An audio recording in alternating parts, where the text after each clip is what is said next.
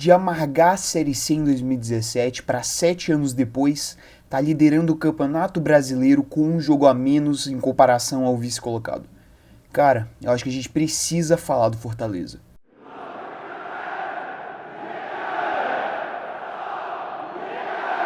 Bem, como foi dito por mim, no vídeo de ontem, esse vídeo de hoje eu quero muito passar por cima de todo esse trabalho excelente que culmina na liderança do Fortaleza.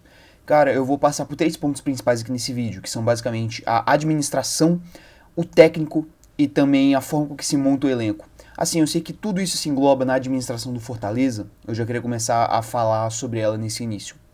O Marcelo Paes, ele assumiu, como presidente do Fortaleza inicialmente, agora que o time ele virou SAF, ele virou CEO. E cara, a administração do Marcelo Paes no Fortaleza, ela é maravilhosa. Você tem um dirigente consciente, que ele trabalha com o que ele tem à disposição. Ele não tenta dar um passo maior do que a perna aguenta. Ele não é aquele dirigente que vende o almoço para comprar a janta. Ele tem 10 milhões de orçamento e em vez de ele pegar um empréstimo e gastar 100 milhões e empurrar para frente esse problema, porque afinal não seria dele, não, ele trabalha muito bem com esses 10 milhões. Ele pega esses 10 milhões, ele investe em estrutura, ele investe em treinador, ele investe em jogador, e ele trabalha com esses 10 milhões de uma forma tão maravilhosa que ele consegue pegar um time que está fora do centro econômico do Brasil, o Fortaleza.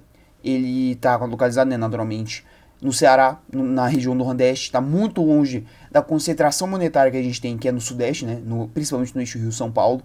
E ele pega esse time que está longe dessa zona, está fora basicamente de onde o dinheiro circula aqui no Brasil, e com um trabalho árduo, que tem muita cara dele. Cara, o trabalho do Marcelo Paes, ele é um trabalho que ele tem que ser tomado como exemplo.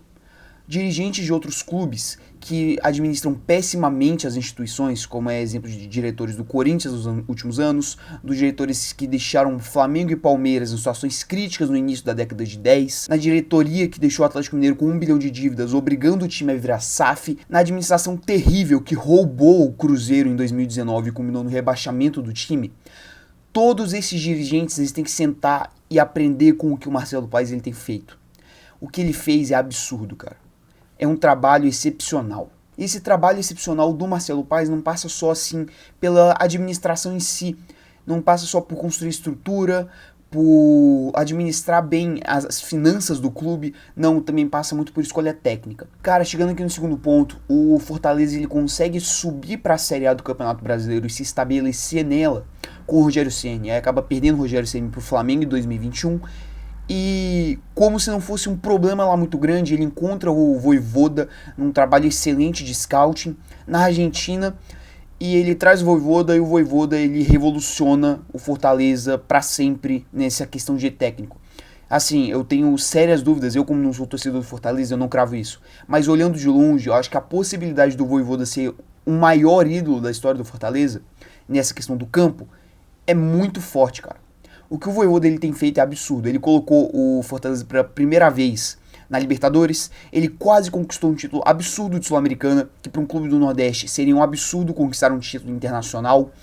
Ele pegou um time que, por focar muito na Libertadores 2022, ficou na lanterna do Campeonato Brasileiro. E o Marcelo Paes ele teve peito para bancar, ele não caiu na pressão que muitos dirigentes caem aqui no Brasil de demitir o técnico pelo momento. Ele bancou o Vojvoda. E aí o Vojvoda ele trabalhou e arrancou o Fortaleza daquela zona de rebaixamento na última colocação por uma vaga de pré-Libertadores em 2022. São trabalhos consistentes que vêm colocando o Fortaleza ano após ano em situações de tranquilidade no Campeonato Brasileiro, fugindo muito daquela média de 5 anos para um time que conseguiu acesso se rebaixado. E ele consegue dar essa estabilidade e ao mesmo tempo disputar coisas gigantescas. Como foi o exemplo da última Sul-Americana, que o Fortaleza ficou por um pênalti de não conquistar e não fazer um feito inédito para a história do futebol cearense. E assim, ele já fez um feito inédito. Nunca na história do futebol brasileiro um time do Nordeste, nem é só do futebol cearense, do Nordeste liderou um campeonato brasileiro pelo segundo turno. E o Fortaleza está fazendo isso ainda com um jogo a menos. Detalhe, praticando um futebol muito bonito. O Fortaleza, ele é um time que ele é sim reativo, mas quando ele vai pro ataque e quando ele vai propor sua ideia de jogo, ele propõe com maestria e com muita beleza. São toques rápidos, são jogadas ensaiadas, jogadas em velocidade, com todos os seus jogadores participando igualmente. E assim, já tocando aqui no assunto dos jogadores, cara, a montagem de elenco do Fortaleza, ela é excepcional. Você geralmente vê no contexto de clubes o time titular muito forte, e aí as peças no banco de reservas geralmente são no nível abaixo. Isso aí acaba comprometendo o desempenho do time em campeonato de pontos corridos, por exemplo. Se você tem um time titular nota 10 e um time reserva nota 6, naturalmente você vai passar por oscilações durante o campeonato de pontos corridos. Só que os times titulares e reservas do Fortaleza são tão nivelados, tem um conjunto de jogadores que estão todos num nível tão parelho de disputa, de qualidade técnica, de comprometimento com o trabalho, que o Fortaleza, ele muito dificilmente oscila. O Fortaleza ele vem fazendo um campeonato brasileiro tão bom assim, sem oscilação, justamente por esse nível tão equivalente dos jogadores e também o trabalho excepcional do Vojvoda, que tem esse elenco na mão e consegue trabalhar ele como ninguém conseguiria. Afinal, ele tem toda essa confiança, ele tem o aval do Marcelo Paes, ele tem a confiança dos jogadores, os jogadores têm a confiança do Vojvoda e têm a confiança do Marcelo Paes. E todo esse cenário que foi desenvolvido, ele contribui ainda mais para esse sucesso que é o trabalho do Fortaleza.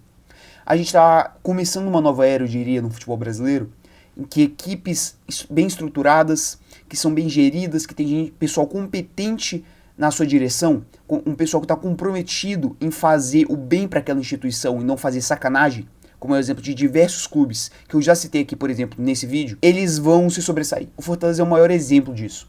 O Fortaleza está na primeira colocação do Campeonato Brasileiro, competindo contra equipes como Botafogo, Palmeiras, Flamengo, São Paulo. São equipes que estão naquela faixa do Brasil onde realmente você tem um grande investimento. E, além disso, são equipes que, por exemplo, têm investimento estrangeiro. Botafogo com o John Textor, o Bahia que vem sexto com o Grupo City. O Fortaleza, ele está à frente de todos esses clubes sem precisar de ajuda, só com seu próprio trabalho árduo.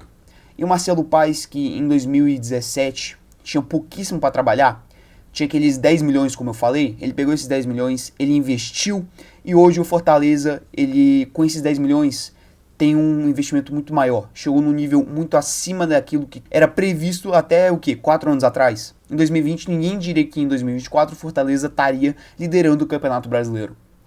Cara, é um trabalho maravilhoso, que merece mais holofotes, que felizmente vem recebendo mais holofotes, e que tem que servir de exemplo, como eu já disse. Diversos clubes aqui no Brasil têm que olhar para o Fortaleza e ver que ali é um modelo a ser seguido. Não só clubes de pequeno porte, como por exemplo o Criciúma, um Cuiabá da vida. Não, equipes realmente gigantescas, como o Corinthians. Administrativamente, o Fortaleza é um exemplo de como se seguir em momentos de pressão, de como se fazer um scouting, de como lidar com situações de perigo, em situações desesperadoras, né, em alguns casos, e conseguir passar de toda essa situação de turbulência bem. O Marcelo Paes, ele não toma decisões numa situação de nervosismo com o fígado. Não, ele para, ele pensa e ele toma a decisão melhor para o Fortaleza. E cara, isso aí é muito bonito de se ver e é muito legal você ver que no futebol brasileiro a gente tem pessoas que se preocupam em fazer uma gestão correta, que se preocupam com a instituição, que se preocupam com o futuro do clube. E não só com a própria pele, com o que eles vão fazer no mandato deles, com o que eles vão fazer naqueles 3 anos, e sem pensar no futuro que poderia, por exemplo, acabar com o time. Como eu já disse, o Fortaleza é um exemplo a ser seguido e tem que ser mais falado. Esse aqui, no geral, é o vídeo, né? Eu realmente queria há muito tempo falar sobre o Fortaleza, porque é um trabalho que me encanta muito.